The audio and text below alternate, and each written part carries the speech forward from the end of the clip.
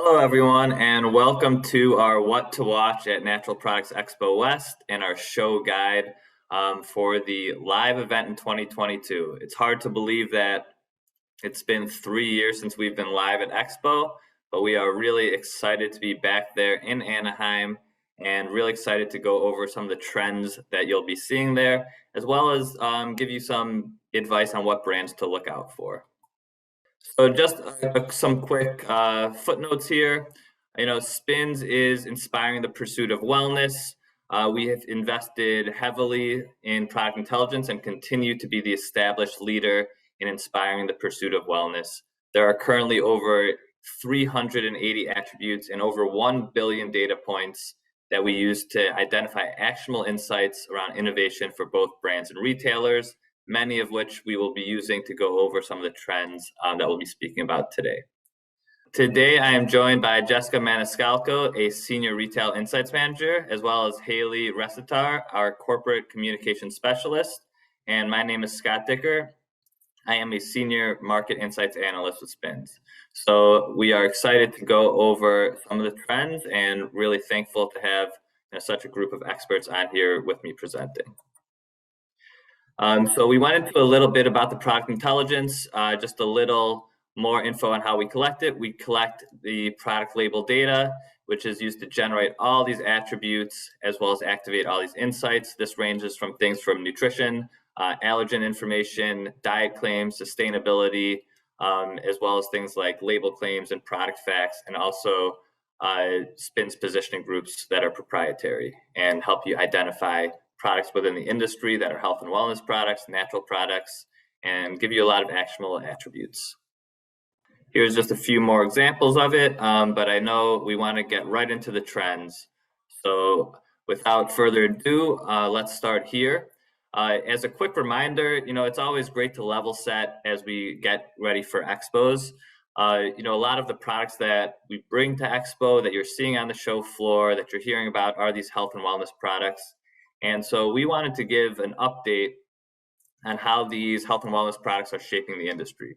So you see from this slide that about a quarter of the volume is from health and wellness products, but almost 2/3 of the growth. So this really showcases the importance of health and wellness, how consumers are identifying with it, and how it's a trend that continues to grow and is going to continue to take up more and more market share, which is a great thing for people's health and the industry as a whole. We see, diving into it by department, it's driving the growth in every department. So it's not like it used to just be, one or two departments. We see it grow, health and wellness driving the growth in every single department. So, things like pet, it's still outpacing the sales as people continue to treat their pets more as people and looking for better for you products. And things like refrigerated, where it's only 1/3 of the sales, but it's really driving all of the growth. So this is really exciting. As you're checking out those expo floors, you're seeing health and wellness all over the place. Every department has been inundated with health and wellness products, natural and organic products, and it's really exciting to see the spread of it from the entire store, where it used to be like one section here and there and a few brands.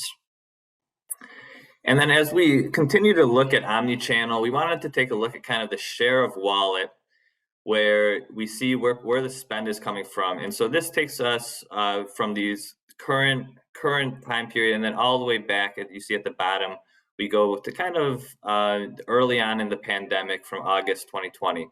So you see that a lot of these trends have kind of maintained that early rise. We saw an early rise in internet shopping at 6%, and it slowly crept up to about 6.5% over the next year and a half.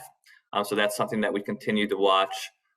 Total U.S. food continues to be strong. It's almost back to that level as well as club continues to take a larger as people consolidate their trips to their store. They got used to shopping, in club and online, so that's continuing to take a market share as well. So looking at this omni-channel view, it's just so important as shoppers continue to shop everywhere, and as you meet consumers, where they are, it's really important to understand where they're shopping.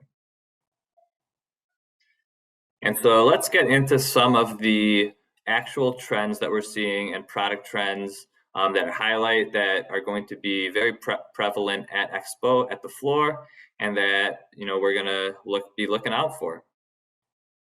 So one of the big things that we've been noticing is functional foods and supplements.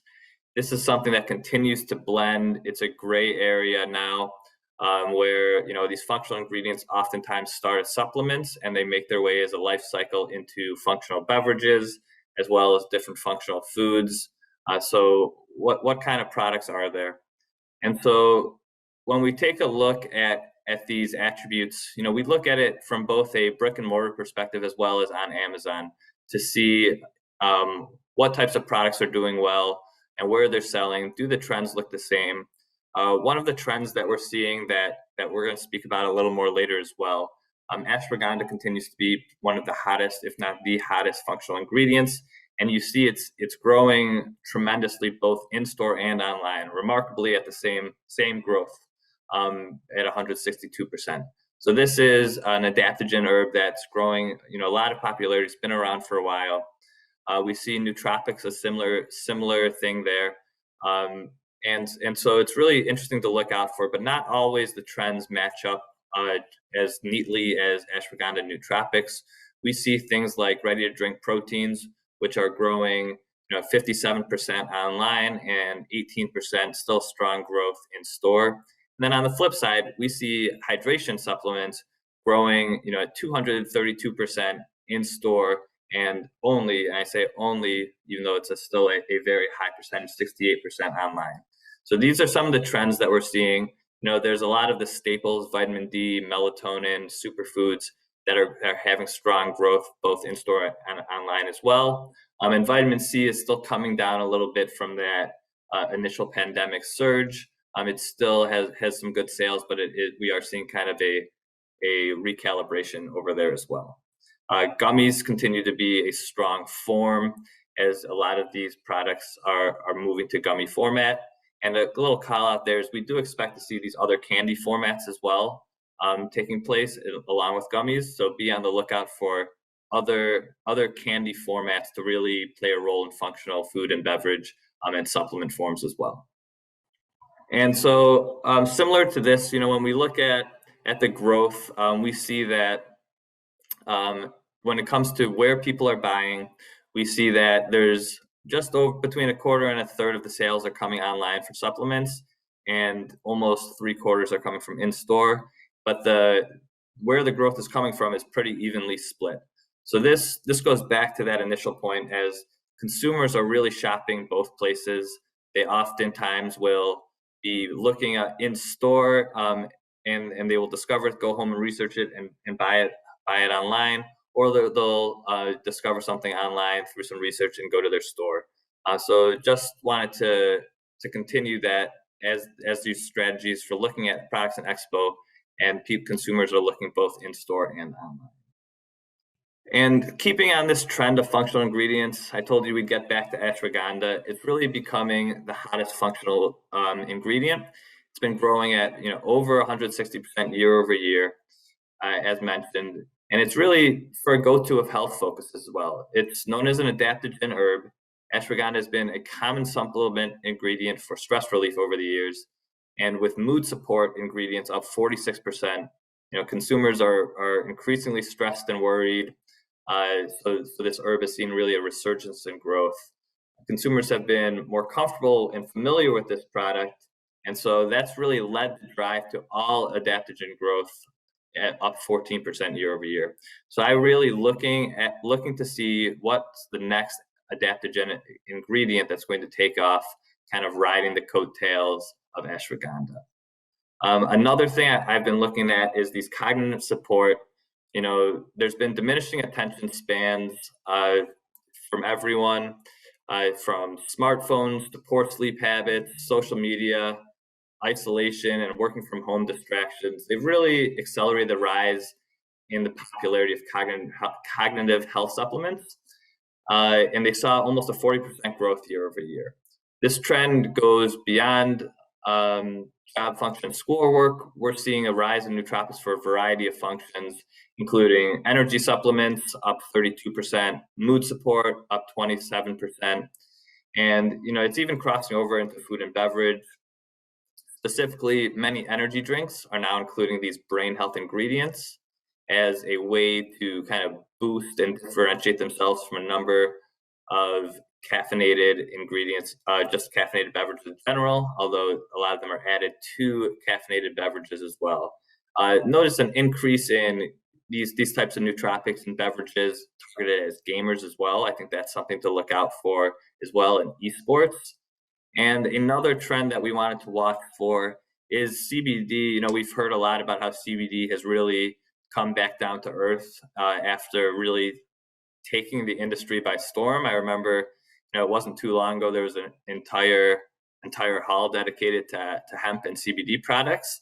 And, we do think that there's continues to be a market for it. And one example of that is the really strong growth we continue to see in our neighborhood pet channel, growing at 24% CBD products. And look for these chews to really continue to grow. They've taken a 7% market share from the standard tinctures and serum and droplets recently. And so this is something, pets are stressed out as well. And I mentioned people are continuing to treat their pets, as the family members they are. And so, stress relief is something top of mind. And with that, I'm going to hand this one over to Haleigh to talk about some proactive health trends. So COVID-19 kind of shifted the focus for consumers from simply nutrition enjoyment to focusing on the overall health and well-being of the body and how everyday decisions that they make kind of can affect their long-term health. Many of the areas that we saw these shifts included macroeconomic issues, inflation and supply chain shortages sparked change in the type of products that consumers could find functional ingredients and functional attributes. Everyday beverages such as coffee, creamer, and snacks are now being packed with ingredients that are naturally beneficial, such as mushrooms. Another area is specific focuses. There's been a shift from lifespan to health span, which is the number of years free from disease. This includes improving diets with reducing sugar and reducing seed oils in the diet to increase daily movement as consumers move from being in the office to working from home. You can see some of the shift in this chart on the left. Cold and flu, which is a huge health focus, has been seeing a little bit of a decline in its percent growth as consumers focus more on other health focuses, which you can see with sleep, mood support, cognitive health, and even hydration, which consumers have learned can benefit their overall well-being, including their immunity. And when it comes to immunity, some of the key supplements and functional ingredients that have been seen kind of a lot of growth and have been really highlighted in the industry include ashwagandha, as Scott mentioned, vitamin C, zinc, elderberry, and more recently cider vinegar supplements. Moving on to cross-channel trends, specifically kind of in the functional food and beverages. Pandemic behavior really reprioritized shoppers' habits when it came to immunity functional ingredients. We really saw that in 2020, and in 2021, we're kind of seeing consumers take a look at what they were doing in 2020 and reprioritize maybe what they were doing before.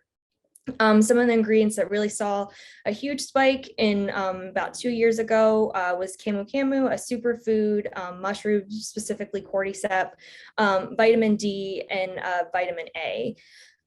Kind of since then, within the last year, those are still seeing positive growth in many of those areas, but it's much less as consumers kind of move to other functional ingredients and focus on other things. Elderberry is one area that was really big in immunity health, but as consumers move to different health focuses, it's seen a little bit of a decline in the different supplements and functional foods. And then moving on to specifically body care. This is a newer area that consumers are really kind of starting to focus on in terms of kind of taking over their entire body from the inside out. They're really taking a look at kind of the body care and the products that they put on their body, not just in their body. Some of the ingredients that are really seeing a lot of growth include coconut oil. It was seeing significant growth 2 years ago, and a year ago it's still growing significantly. And chamomile, which for a lot of people, as they're realizing they kind of have more sensitive skin, that's kind of a soothing product that a lot of people look to.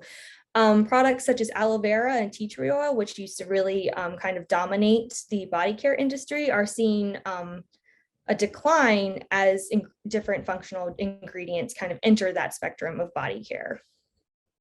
And so now we're going to move on to the key themes, and Jessica is going to take us through that, starting with what's happening in the world of plant-based. Sounds good. Thanks, Haleigh. So as we get into some key themes going into Expo, it wouldn't be a spins deck if we're not going to talk a little bit about plant-based. All jokes aside, plant-based continues to be one of the #1 trends that we've seen over the past several years. And the thing that really excites me about this is every time that we talk about it, there's an expanding list of reasons that new people and existing shoppers continue to engage with this. So on the left, you see some of those key considerations as to why people are engaging with plant-based. Some of the more heritage reasons include health concerns, environmental and animal welfare, but some of the newer reasons for engaging include plant-based tech interests and dietary limitations. So there was recently a piece that we published, and there was a great quote that I included in here saying that every customer is now a plant-based customer. And as we explore that idea further, there's many people that are adapting flexitarian influences into their diet. So flexitarian diet is someone who might be closely following a vegetarian or vegan diet, but still occasionally integrating plant or seafood into it. That's not to say that every single person is moving towards that kind of diet, but many people are thinking about how can I make this meal more plant-based, or how can I go to a day of the week where I'm not going to engage with animal products. So something that's interesting about this trend, and as we look at projections for the coming years, is that alternative proteins will account for about 10% of the total protein market by the year 2035. So this is not a fad that is just going to be in and out. This is something that's really here to stay, and people are integrating as part of their lives ongoing. So as this trend continues, it's going to continue to become more mainstream.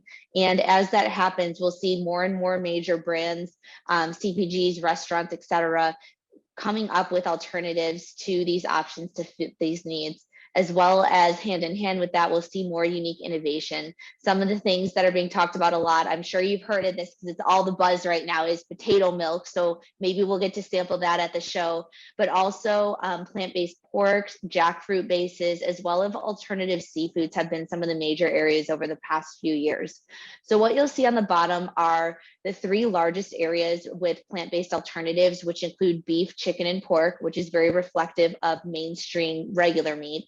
But what you'll see is very steady growth year over year. So as plant-based got that extra boost during COVID, growth has still continued, even with some of those larger comps year over year at around 5%.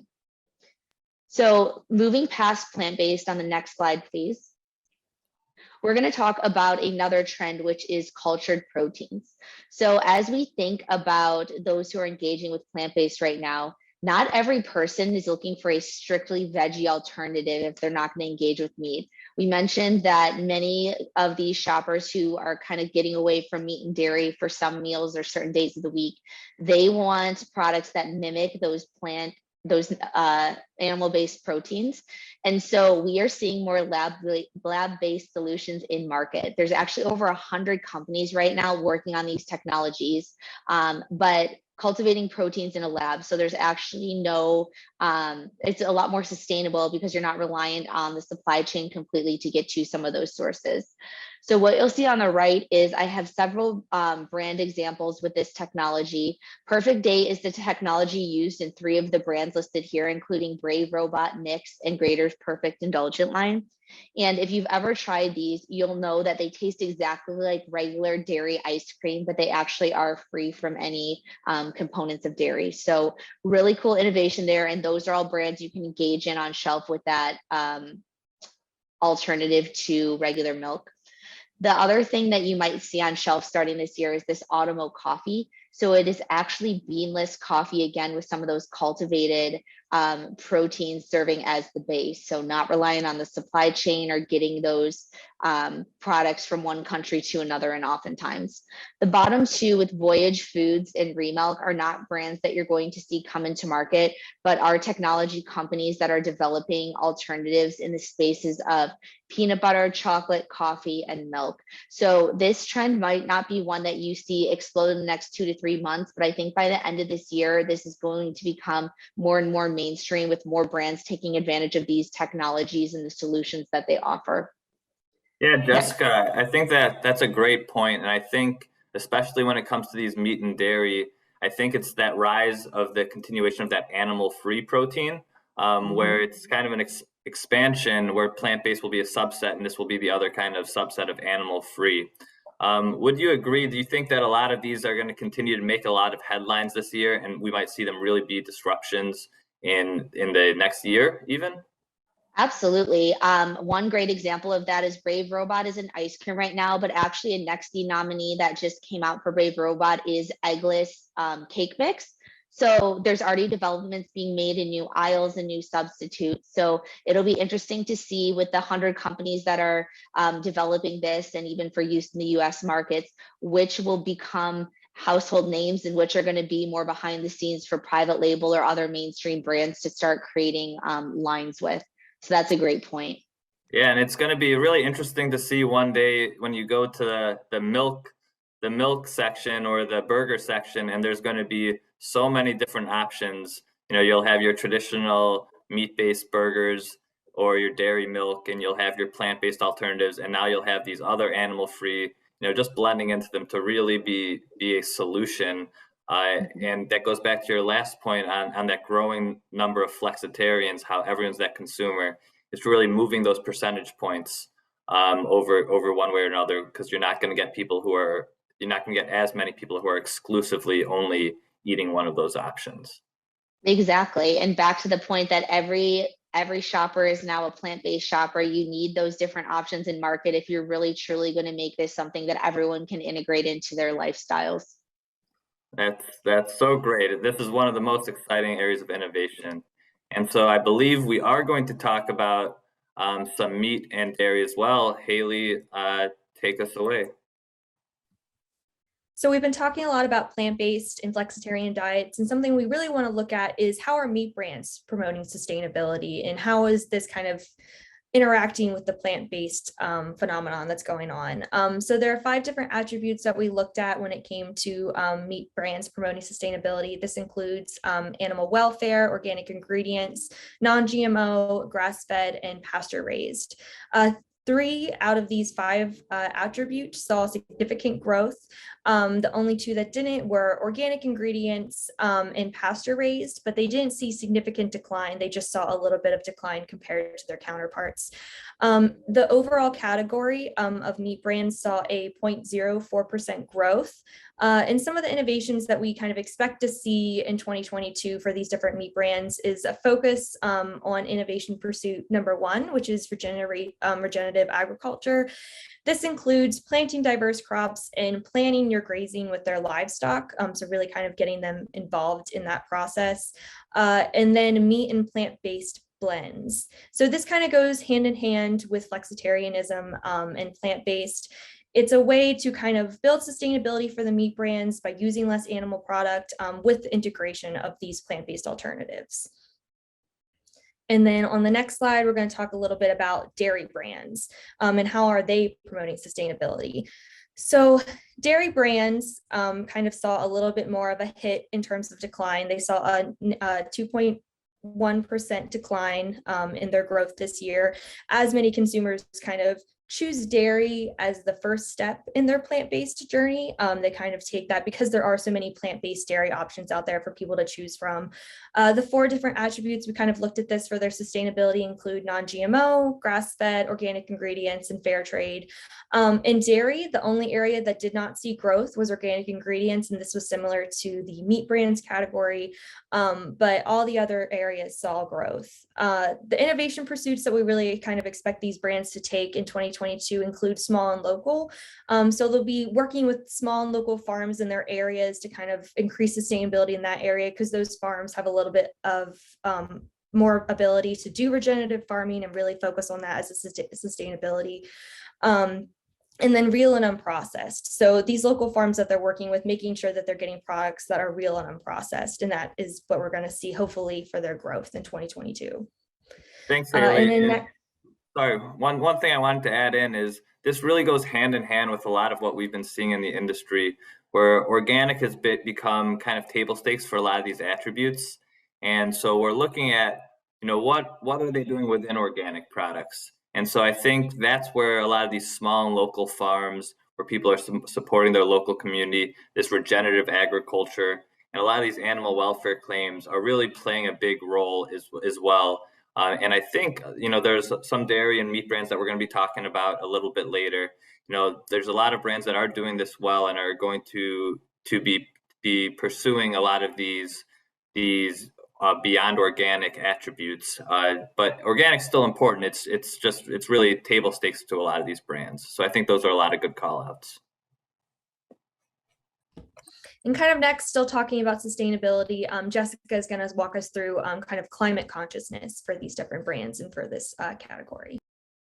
Absolutely. I think everything that we've been talking about with sustainability and climate is going to be really key at the show and something that's very focused on by a lot of brands. So this is great to talk about ahead of showing up in Anaheim.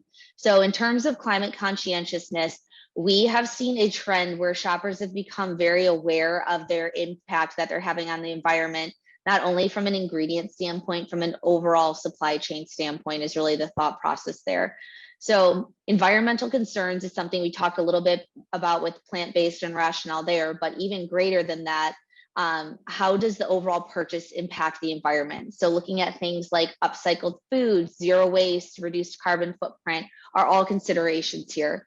Upcycled food is another kind of one I wanted to start because I know there are many more companies at Expo using upcycled ingredients, including companies like Renewed Mills with their baking mixes is one that comes to mind. Regrained is another one that has expanded in their innovation over the past several years. So just figuring out really how can we eliminate that waste that one company might see as trash definitely can be treasure for another one. So as we think about this, the other thing I wanted to call out was zero waste. Thinking back to the beginning of COVID, ahead of the virus coming into our world, we were going as a natural and organic community towards zero waste. So whether that meant bringing your own bag to put your purchases in while shopping, whether it was using the bulk section of the store more to reduce the container waste, or even thinking about purchasing locally. A lot of that mindset when COVID hit went away because we didn't know much about the virus in terms of safety. So we went to a lot of single-use plastic, non-recyclable options. But as time has gone on and we've learned more about transmission and what's safe, we have really started to go back to that as a total shopper base, thinking about some of the ways we can be more friendly to the earth. So when we look at the chart on the right related to the ingredient aspect of that, it's no surprise when we look at greenhouse gas emissions over here that beef and lamb shoot to the top of the list for reasons we're all familiar with specific to the methane production.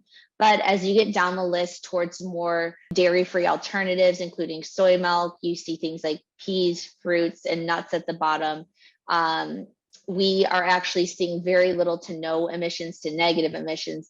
What's happening in the nut space that was interesting that I found out as we were looking at this trend was croplands, as they're no longer usable to the farmers, some of those are being repurposed into an opportunity to plant nuts and other types of fruits and vegetables on those lands. So even upcycling the land is something that the industry is thinking about.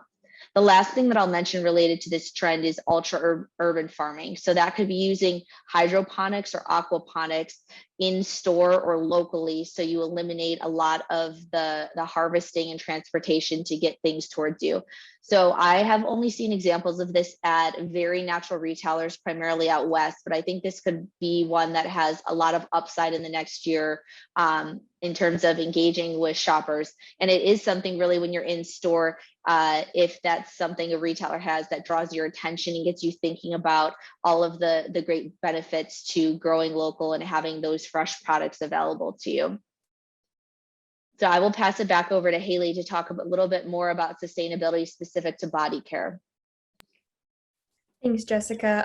As I mentioned before, body care is becoming a huge category for consumers as they focus on the products that are going on their skin as well as goes in their body.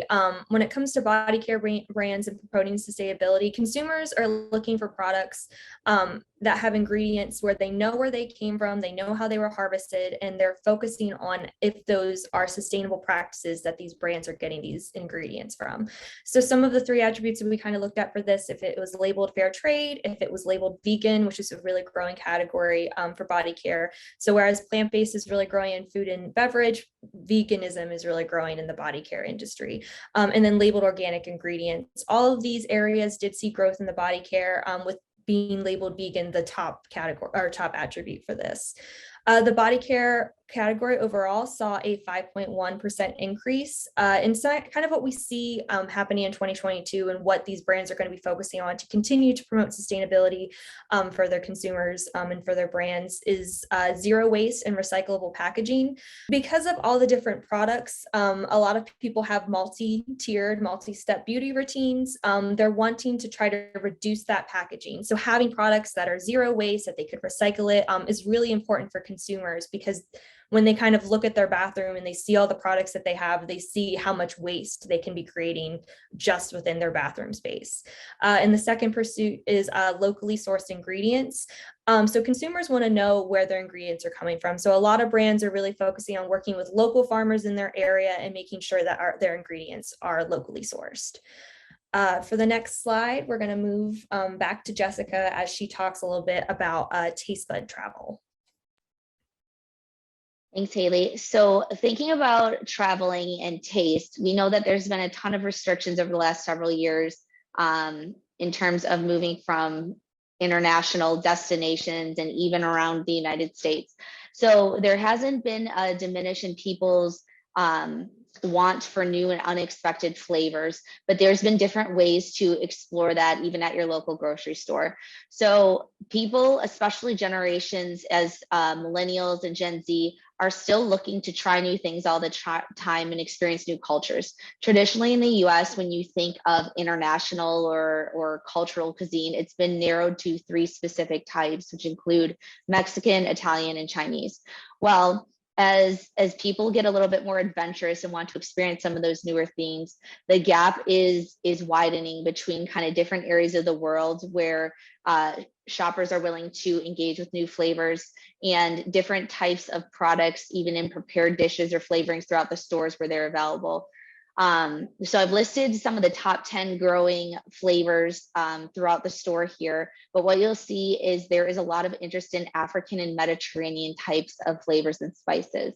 Speaking of flavors and spices, going back to what Haleigh talked about earlier in the presentation, people aren't just looking for something that tastes great, but also looking for, okay, I know what's in the spice cabinet in the United States, but beyond that, where can I find functional benefit in some of these new and underused flavors to help me continue to promote my health and focus on that? So those were some of the top key themes, but we're going to move into a couple more in the following slides here. So if we can go to the next slide, please. One of the things that has become very important, especially since COVID, to all consumers is junk food. And I heard an interesting statistic recently that during COVID, the average American gained something like 30 pounds. It was pretty significant. So we definitely know that there is a want for junk foods and those tasty things that are supposed to be a once in a while indulgence. However, knowing that statistic, a lot of people have realized that the constant engagement with junk food is maybe not the healthiest to achieve their long-term health goals. So there has been an adjustment where people are looking to balance kind of that taste with the health aspect of not just being indulgent, so being a little bit better for you.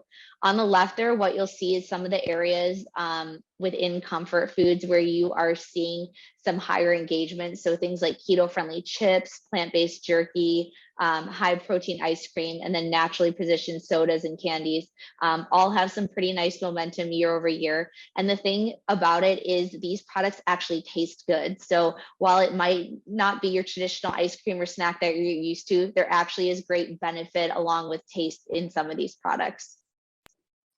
Yeah, and just to add on, we've seen these better for you aspects hit a lot of these what were considered called were considered as junk food categories in the past. And so one of the last few categories that have really not been infiltrated yet are soda and candy. And we've been seeing, some brands here and there coming in, but we're really starting to see more of a surge into these categories. So things like soda, as Jessica mentioned, up 19% for naturally positioned. And as Haleigh was mentioning, people are trying to get a lot of function out of these. We're seeing a ton of, probiotic sodas or fermented sodas, that are benefiting gut health.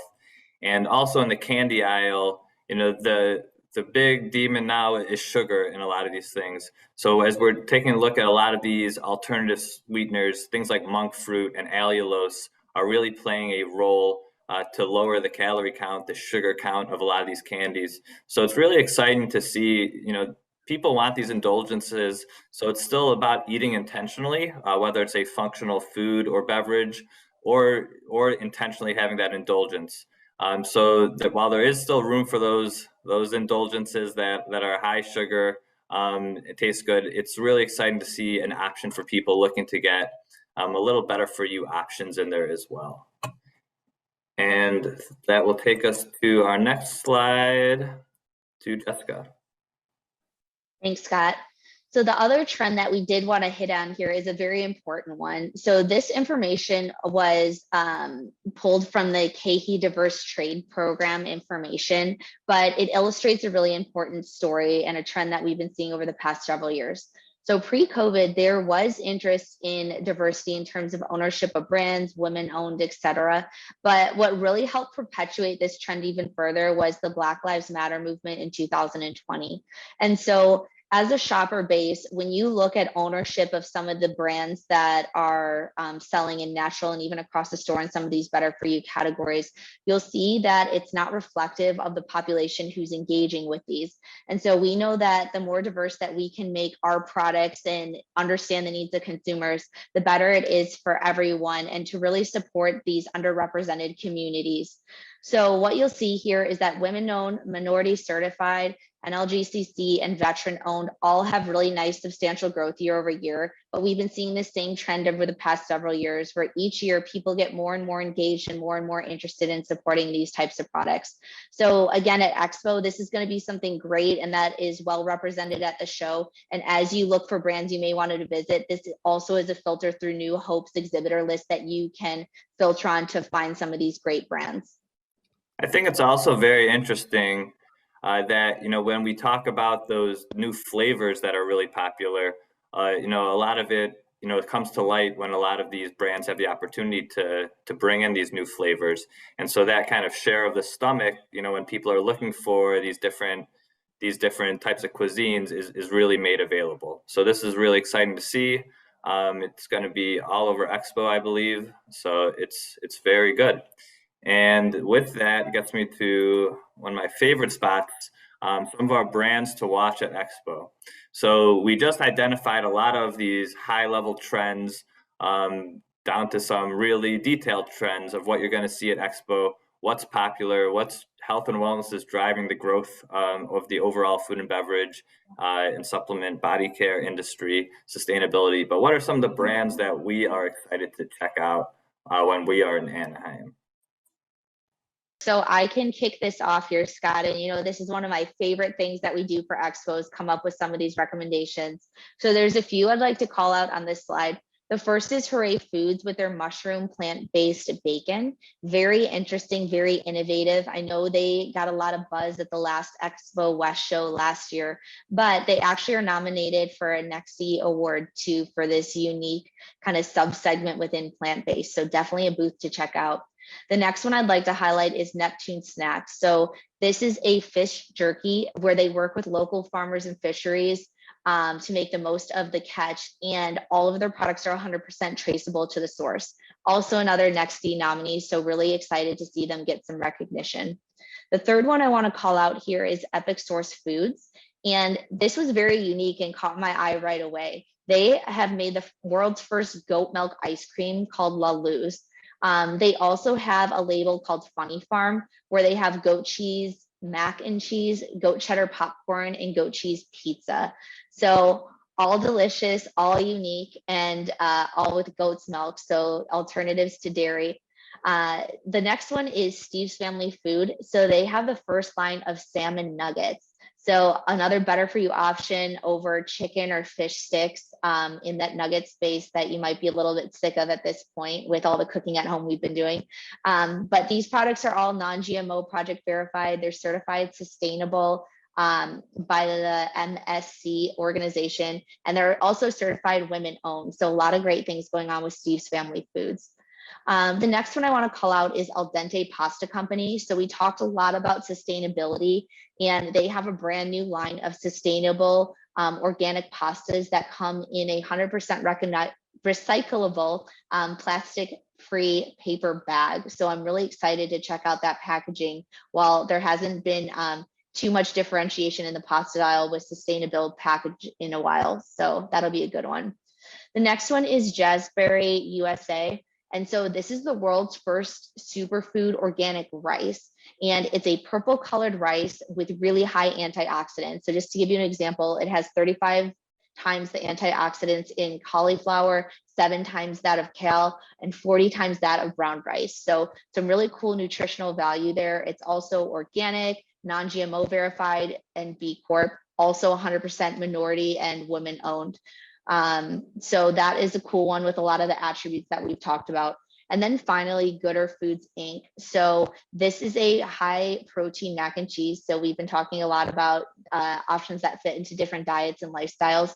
This has 14 grams of protein, 6 grams of fiber, and 21 different nutrients. So a much better for you mac and cheese option.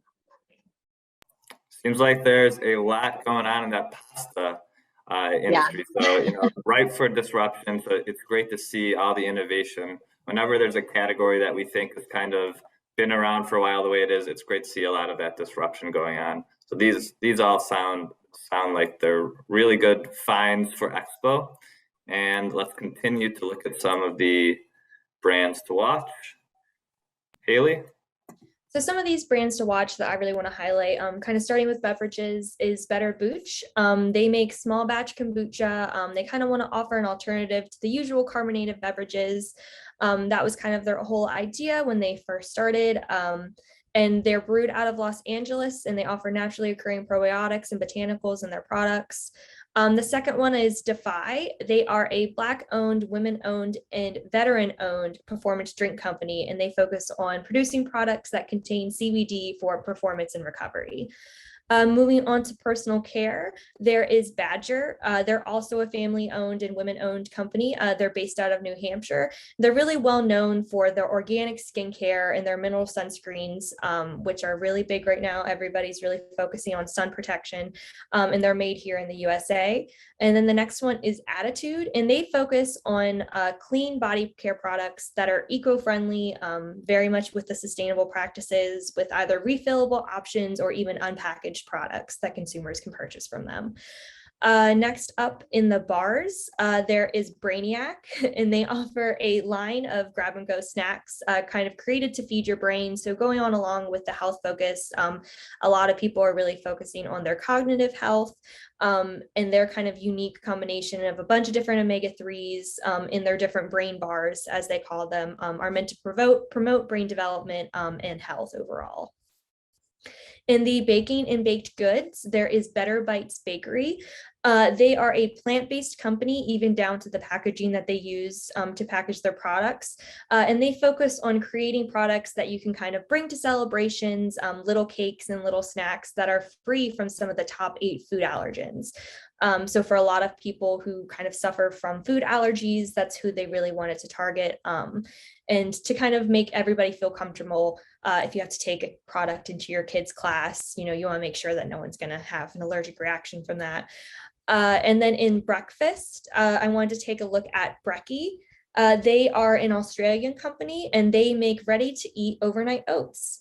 It's kind of prepared to fuel your morning, and it has almond milk, oats, ancient grains, and fruit. So it's nice and plant-based for people who can't or who don't want to eat animal-based products or consume animal dairy. And those are some of the brands that I kind of wanted to highlight to look out for at Expo. Very exciting. And let's finish it off with a few other of these categories. When we look at dairy, one of the brands that I really like to look at is Heart Dairy. You know, their big thing is they're pasture raised, they're grass fed, and they want to really make sure you know that they're grass fed all the time. So it's not like they get a little pasture time. They're on there. They have 2 cows, have a football field between them. And so when we go back to what we were talking before, this is kind of the future of where we see a lot of traditional dairy going towards this better treatment of animals, and with the grass fed and kind of having this more room to roam. Another dairy I wanted to point out is Mammoth Creamery. You know, we didn't spend a lot of time talking about specialized diets in this presentation, but it's still, you know, is a big theme. A lot of people are following these diets. So when we look at Mammoth Creameries, they are a keto ice cream, and they use xylitol as a sweetener. So, you know, it's going to be high fat. So, you know, really traditional keto products. And so that's one that I'm looking out for as well.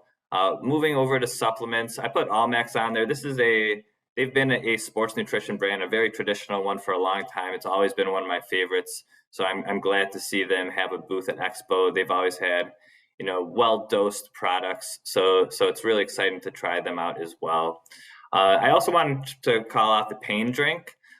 This is, you know, we've spent some time talking about how, you know, functional beverages are really taking off beyond, and this is a drink mix, beyond just like energy drinks. And while there is caffeine in this, you know, having it positioned as a product to reduce pain and inflammation is something new, and, you know, something that we're going to continue to see is a lot of these other health focuses moving into, you know, drinks and continue to be drink mixes as well. Wiley's Finest, you know, a very sustainable fish oil source that we're going to see. You know, fish oil, just like all the fish that we'll be seeing, sustainability is a key theme that we're going to be seeing over and over again. So, you know, being sustainably sourced for fish oil, you know, it's just as important, you know, to use the entire fish as some of the brands that we've talked about as well. So that's one that I like to see. Looking into the baby department, there's Vega Jelly. So that's a plant-based alternative to petroleum jelly. So another theme that we keep seeing is these plant-based alternatives. You know, a lot of times it's helping with sustainability. So a lot of these themes are tied together. So it's really nice to see kind of the interchangeability of these trends and how they all layer on top of each other. Amara baby food. So this is really a unique baby food. This is the first one I see that they have some products that are actually meant to be mixed with breast milk, so that it introduces, you know, it introduces babies to veggies in a way where they're used to the breast milk, so they have some of that taste and introduce them to veggies that way. So I thought that was very unique. And with that, that is going to take us to the end of our show guide. So we hope you enjoyed that. We always look forward to doing these types of show guides so we get to dive into the brands and the trends. And it's really exciting to be back in person in Anaheim. So, you know, after 3 years away, we hope that you come visit our booth, bring your products so we can get them photographed and see what innovation you guys have going on. And everyone, have a great show.